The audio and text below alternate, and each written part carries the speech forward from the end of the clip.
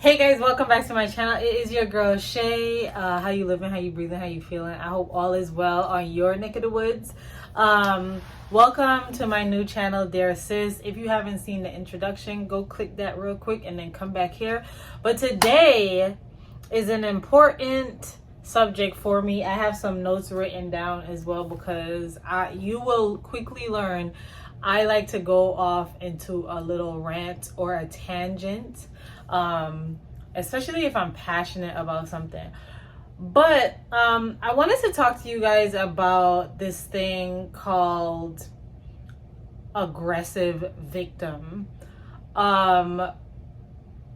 If you don't know what it is or you've never heard of it before, it's basically when a person puts themselves in a situation which they know are not going to benefit them, but they don't take the initiative or the cojones to move themselves out of it and to recognize it. So they'd rather stay in that and just play the victim role and the martyr role in a sense. Why I wanted to talk to y'all about this is because I felt in a lot of situations, but most recently I was in a situationship where I was, in a sense, the aggressive victim. I would do all these things for this person. I would do things for them that I wouldn't even do for myself. You know what I mean? And that is the first problem.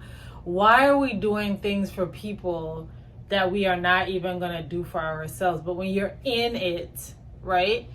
You can always see the issues once you're outside of something, but when you're in it, it's kind of hard, especially when you don't have that much confidence in yourself, or really and truly, you just don't want to start over. Listen, dating out, it's hard, right? So you stay in these situations that are just not conducive for you in no capacity. But it's just like a comfortability thing. So the first thing I wrote down is, why are we giving to people that we aren't doing for ourselves, which I said. And I remember perfect example where I used to like wake up and work out, and before I got myself something to eat, I would always think, did that person eat? Let me make sure that they got something to eat first. And this is just a little thing, right? But just those little things can literally turn into like big issues. You guys get what I'm saying? The second thing I said is merry-go-round relationships, right? You break up to make up, to break up, to make up, to break up. You apologize. The person does the same thing again.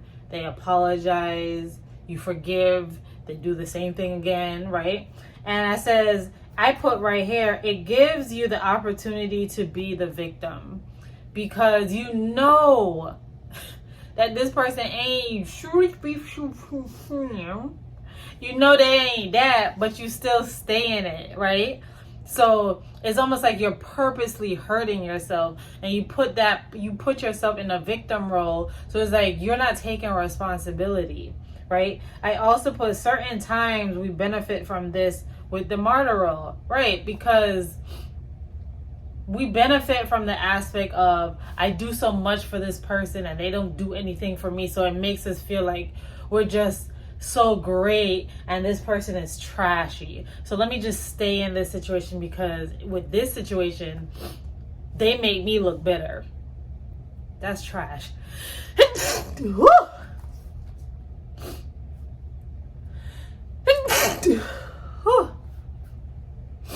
Bless me. As I was writing all of this down, I was sitting down and I was thinking, I said, subconsciously, going into a situation that reminds you of your past, either parents or whatever, to find healing.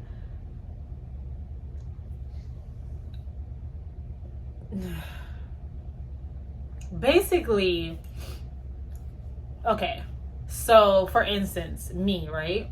My father wasn't around when I was a child. This is not a new story for a lot of people because there are a lot of people out there who did not have a father figure around, right? For me, I would see like girls at going to father-daughter dances, or like a track meet, their father would be there to give them like a high five and all kind of stuff, or their big wedding day, their father is walking them down the aisle and things of that nature. And for me, it was like there was always like a missing piece. Like my mom, she rocks, like that's my heart, right? And her and my grandmother, I feel like, are my parents, but there's always a missing piece. So for me, I always looked for it in a mate. And yes, sometimes I look for it in friends too, but I also look for it in a mate. So when I saw someone who showed me like kind of like abandonment towards me and stuff like that, instead of me going the opposite direction, right, I would hold on to them even more, because I felt like if I could get this person to love me, maybe I could find my healing in this. Maybe I can get the closure that I was looking for when it came to my father.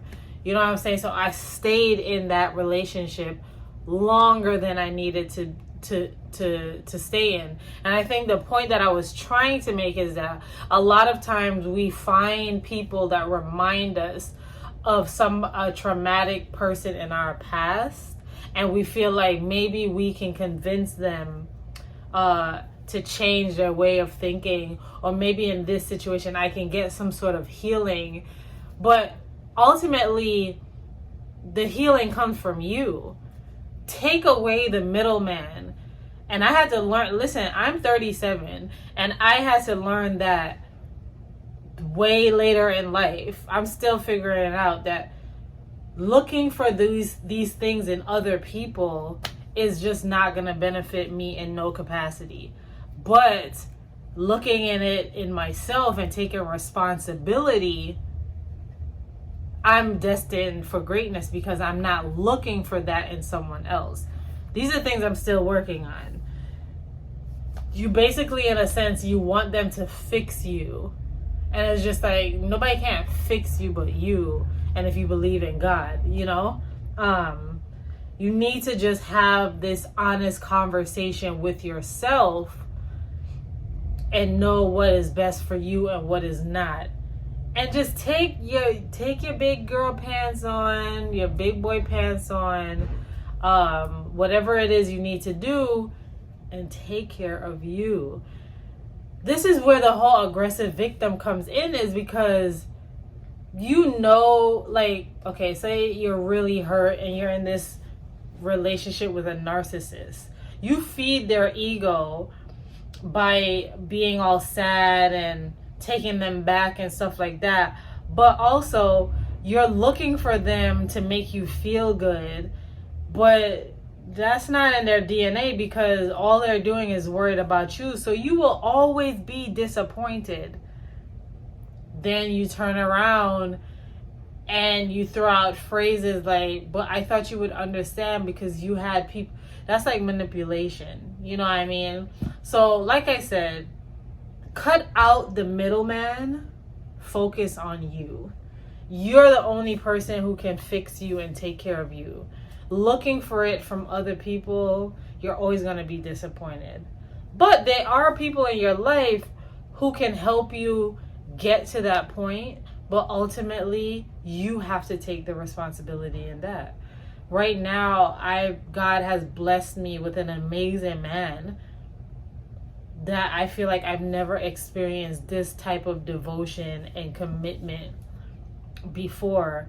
And it also has had honest conversations with me, and we sit down and we talk about like things we want to work on individually and things we want to work on together. And that's so beneficial, because that's support. This is what I say, like, when you start shifting your mindset and not necessarily looking for these happiness things in other people, things like God blesses you in ways that you don't imagine.